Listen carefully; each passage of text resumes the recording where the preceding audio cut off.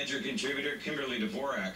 Kimberly, I want to talk about both what happened in Roka and the executions.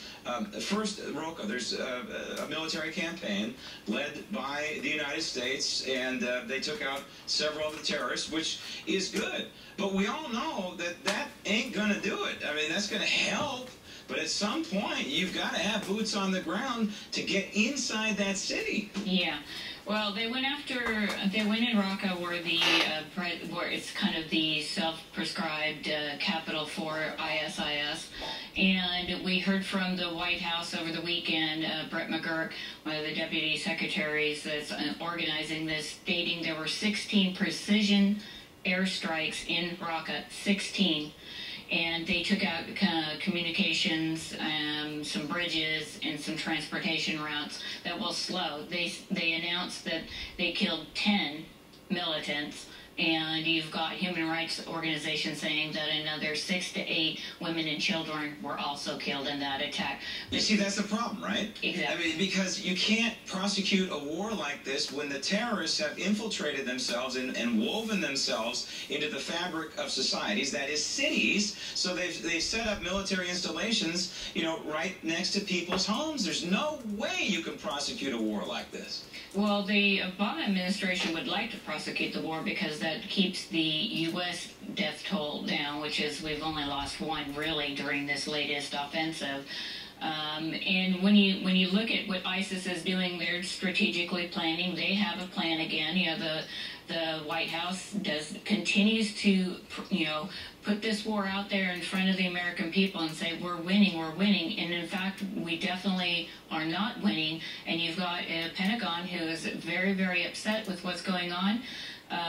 Over the weekend again, as the video we just watched with the 25 young boys, 12 to 13-year-olds, they're being kidnapped. Those boys, a lot of them were kidnapped from Iraq, brainwashing them, and then they're using them to get them to hate the enemy, hate the infidel, and go out and commit these atrocities. We've seen this in Africa in the past, and they're using this very effectively. And it's troubling because it speaks to the next generation of terrorists. And so this is not any kind of campaign that can be over and done with in 6 months or a year. Even if we go in there with boots on the ground and take care of business like we should be, at least someone should be having boots on the ground to take out these barbarians. There's a long-term deal here, and that is you have to deal with that next generation, but you also have to deal with the people inside that ancient Roman Colosseum who were there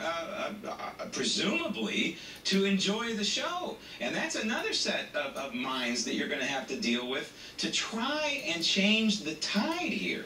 Yeah, and it's increasingly hard because as we watch the Saudi Arabia-led fight in Yemen, they're dropping American bombs. So it's easy for the terrorist militant organizations out there to use the propaganda that, look, U.S. bombs are dropping all over, they're killing all of our civilians, and they're the people we need to get rid of. It's easy to find an audience.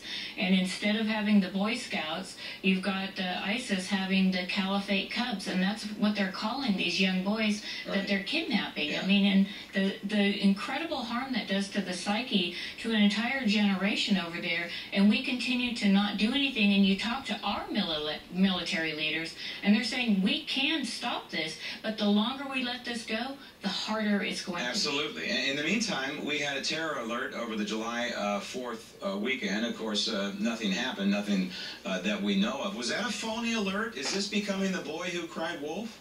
I mean, I think Americans may look back at it that way if we continue to raise the alert level. Something hasn't happened. The thing they cannot plan against will be these lone wolves, and that's so far the people that are going to try to do something inside this country.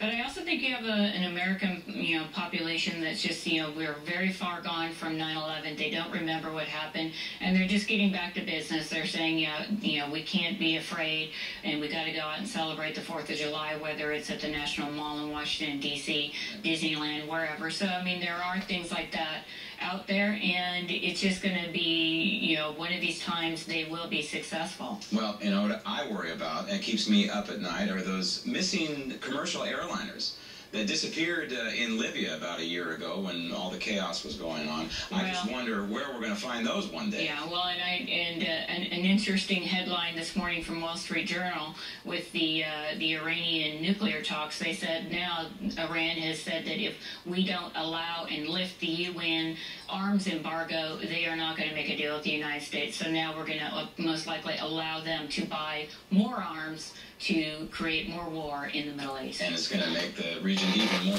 unstable already. Absolutely. Kimberly, thank you. Thank you. Coming up.